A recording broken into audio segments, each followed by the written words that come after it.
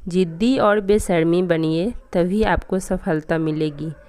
दूसरों का भला करते करते हम अपना अस्तित्व खो देते हैं। बाद में हमारे पास पछताने के अलावा कुछ नहीं रहता है। हम यहाँ इस पृथ्वी पर जन्म लिए हैं तो हमारा कुछ कर्तव्य है, लेकिन हम उस कर्तव्य को भूल चुके हैं। क्यों हमारा जन्म हुआ, क्या मकसद से हमें भेजा गया इस पृथ्वी पर, हम सब भूल चुके हैं।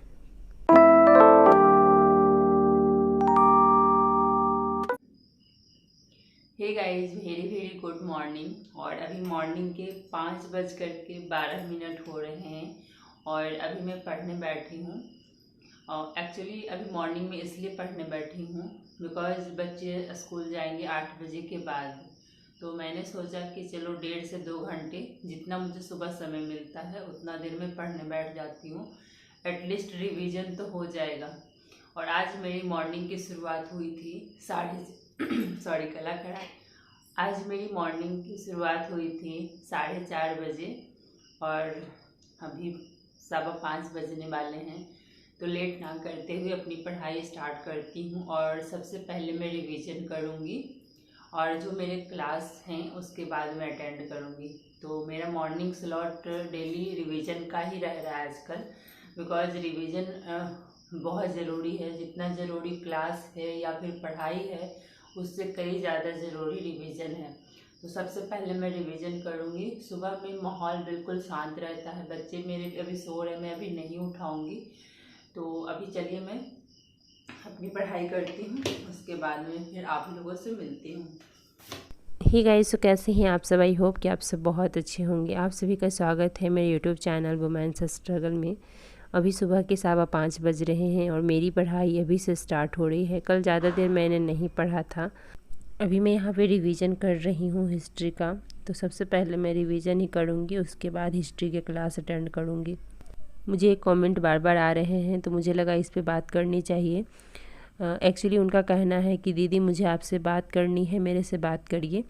तो मैं आपको नंबर दे नहीं सकती, मोबाइल नंबर, और इंस्टाग्राम पे मैं हूँ नहीं। तो इसलिए आपको जो बोलना है मुझे कमेंट में ही बोलना पड़ेगा। मैं उसका रिप्लाई ज़रूर करूँगी और मैं सारे कमेंट्स रीड करती हूँ, रिप्लाई भी देती हूँ सबका। मैं किसी कमेंट को इग्नोर नहीं करती हूँ। और एक कमेंट और है जो बहुत ज़्यादा आ रहा है, डेली कमेंट आते हैं इस पर कि दीदी आपका एज कितना है। तो मैंने पहले वीडियो में बताया हुआ है कि मेरी एज क्या है, तो आप लोग उसे जा कर के देख सकते हैं। और मैं आज भी बता देती हूँ, एज बताने में मुझे कोई दिक्कत नहीं है। तो मेरी 29 हुई है। एज बताने से कुछ नहीं होता है, तो इसलिए मैंने आप लोगों को बता दिया है। और एक चीज़ और गाइज कि मैं एक्सरसाइज तो ऐसे कर रही हूँ, लेकिन पढ़ाई करती हूँ ज़्यादा देर तक बैठ कर के, इसलिए मेरा वेट गेन हो रहा है।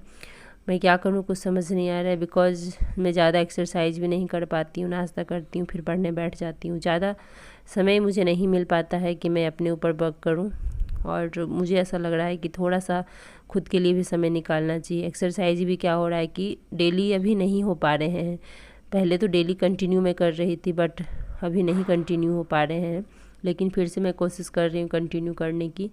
बीपीएससी का एग्ज़ाम नज़दीक आ गया है और आप लोगों को पता होगा कि मैंने अपनी प्रिपरेशन लेट से स्टार्ट की है, तो इसलिए मुझे ज़्यादा टाइम देना पड़ेगा अपनी पढ़ाई को। और पता है मेरा सफल होना बहुत ज़्यादा ज़रूरी है। जब आपके पैर खींचने वाले होते हैं ना, तो आपका सफलता हो पाना बहुत ज़्यादा ज़रूरी हो जाता है।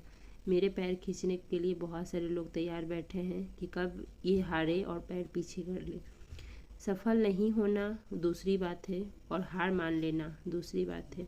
मैं आप लोगों से यही कहूँगी कि कुछ भी हो जाए हार नहीं मानना है। ज़्यादा सिचुएशन ख़राब है, बीच में ब्रेक ले लीजिए, लेकिन कभी हार नहीं मानिएगा।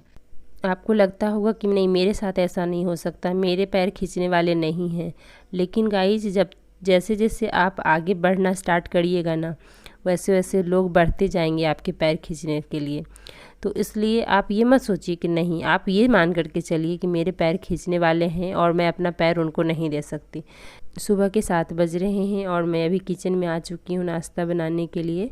सुबह मैंने लगभग 2 घंटे पढ़े हैं और 8 बजे बच्चे स्कूल जाएंगे, तो मेरे पास 1 घंटा टाइम है और उसी में मुझे नाश्ता भी बनाना है, बच्चों को नहलाना है और उनके चोटी भी बनाने हैं। ड्रेस पहना, मतलब ड्रेस तो खुद पहन लेते हैं, चोटी बनाना पड़ता है, नहलाना पड़ता है और उनको कुछ खिलाना, बिकॉज़ सुबह में मैं नहीं खिलाऊं तो वो लोग भूखे स्कूल चले जाते हैं। तो मेरा कोशिश रहता है कि कुछ से कुछ खा करके ही जाया जाए, बिकॉज़ खाली पेट जाना सही नहीं होता है।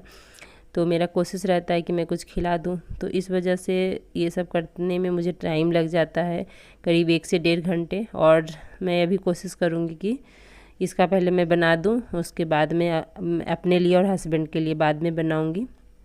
तो आज मुझे इतना टाइम सुबह में इसलिए पढ़ने के लिए मिला था, बिकॉज़ हस्बैंड की नाइट ड्यूटी थी, तो वो सुबह में आने वाले थे 8 बजे।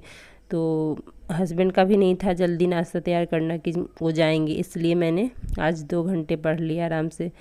तो अभी यहाँ पे 11 बजने वाले हैं, दोबारा मैं पढ़ने बैठ चुकी हूँ।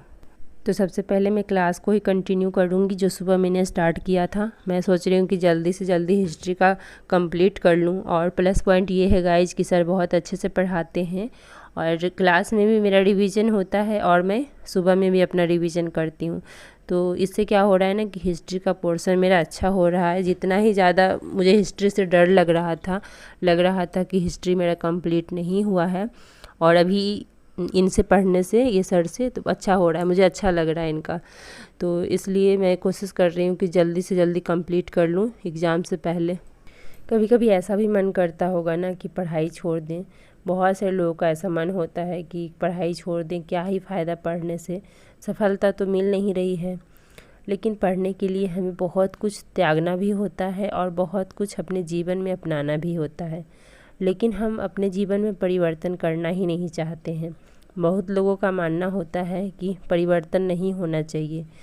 कितने लोग रूढ़िवादी होते हैं जो परिवर्तन चाहते ही नहीं हैं, ना अपने जीवन में, ना समाज में, ना घर परिवार में।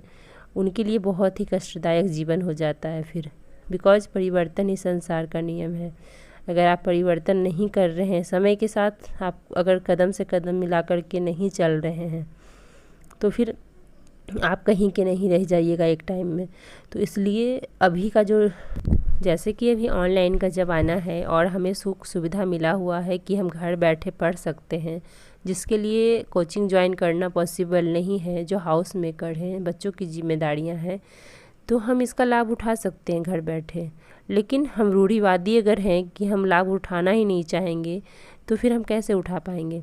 हम सोचेंगे कि नहीं, हम फ़ोन नहीं रखेंगे, स्मार्टफ़ोन हमें ज़रूरत ही नहीं है, क्या ज़रूरत है फ़ोन रखने की। तो फिर बताइए कि हम कदम से कदम मिला कर के ज़माने के साथ नहीं चल रहे हैं, और हमें बहुत पीछे रहना पड़ेगा। अभी का इतना ज़्यादा कंपटीशन हो गया है, और इस कंपटीशन में अगर हम पीछे चलेंगे, हम ये सोचेंगे कि नहीं आराम से पढ़ाई करते हैं, साल 2 साल 4 साल 10 साल लेकर के, तो हम बहुत पीछे हो जाएंगे। इसलिए अभी जो सुख सुविधा मिला है उसका लाभ उठाइए और ज़माने के साथ कदम से कदम मिला कर के चलिए। रूढ़िवादी बनने से कोई फ़ायदा नहीं है। अपना और अपने देश का, अपने घर परिवार का ही नुकसान होता है उससे। आज की डेट में कुछ भी हमें जानना या सुनना या देखना होता है तो हम सीधे गूगल में सर्च करके आराम से घर बैठे सब कुछ देख सकते हैं, सुन सकते हैं। लेकिन अगर हम वो करना ही नहीं चाहेंगे तो फिर कोई फ़ायदा नहीं है। सुख सुविधा आपके पास 1000 हो, लेकिन आपको उसका लाभ उठाना ही नहीं आता है, आप वो कुछ करना ही नहीं चाहते हैं, तो फिर कोई फ़ायदा नहीं है। फिर तो यही हुआ कि आपके पास बहाने हैं, बस आप बहाना बनाना चाहते हैं।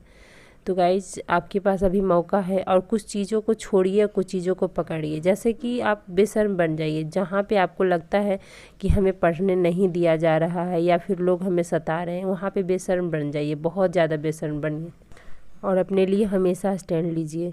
तो चलिए इन्हीं सब बातों के साथ इस वीडियो का एंड करते हैं। मिलते हैं आप लोगों से एक नए वीडियो में। वीडियो कैसी लगी ज़रूर बताइएगा, अच्छी लगी तो लाइक कर दीजिए और चैनल को सब्सक्राइब कर दीजिए। तब तक के लिए बाय बाय, टेक केयर।